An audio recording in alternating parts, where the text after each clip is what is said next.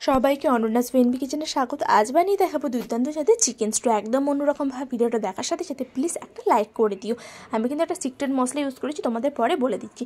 এখানে নিয়েছি 1 কিলোর মতো চিকেন, এখানে নিয়েছি পেঁয়াজ, রসুন কুচি এবং লঙ্কা, বিনস, আলু, ক্যাপসিকাম, গাজর, পেঁপে সবই বড় বড় টুকরো করে কেটে নিয়েছি, তেজপাতা, এলাচ, লবঙ্গ, দারচিনি আর হলুদ গুঁড়ো, লঙ্কার গুঁড়ো, সামান্য নুন।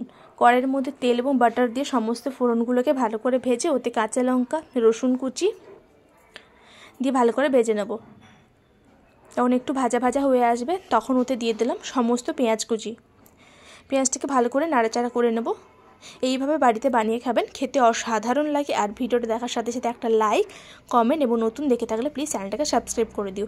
এভাবে চিকেনগুলোকে দিয়ে ভালো করে একটু ভেজে নেব। চিকেনটা এভাবে যদি ভাজি তাহলে কোনো রকম কোনো কাঁচা গন্ধ থাকবে না। এরপরে হলুদ গুঁড়ো, লঙ্কার গুঁড়ো, নুন দিয়ে ভালো করে চিকেনটাকে মিশিয়ে নেব মশলার সাথে।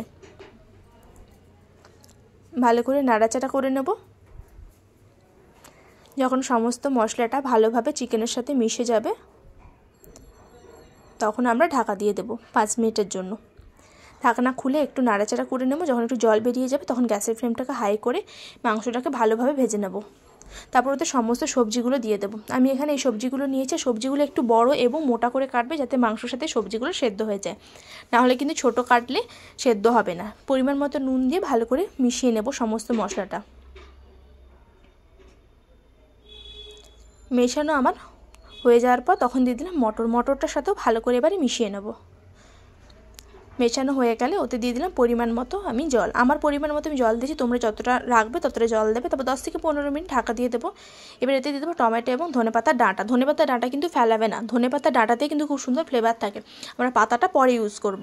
ভালো করে মিশিয়ে নেব। তারপর দেখে নেব সেদ্ধ হয়েছে কিনা। এখানে সেদ্ধ হয়ে গেছে, কিন্তু আর 5 মিনিট রেখে দেবো। 5 মিনিট পর যে ভাজা মশলাটার কথা বলছিলাম, জিরে, গোলমরিচ, সামান্য একটু ধনে শুকনো খোলায় নুনের সাহায্যে ভেজে গুঁড়িয়ে নেব। যেখানে এই মশলার মধ্যে নুন আছে তো এক্সট্রা নুন দেবো না। এরপরে ধনেপাতার গুঁড়ো দিয়ে দিলাম, দিয়ে ভালো করে মিশিয়ে নেব। এরপরে 1 চামচ কর্নফ্লাওয়ারগুলো জল দিলাম। আপনারা কর্নফ্লাওয়ার নাও দিতে পারেন, এমনিও খেতে পারেন।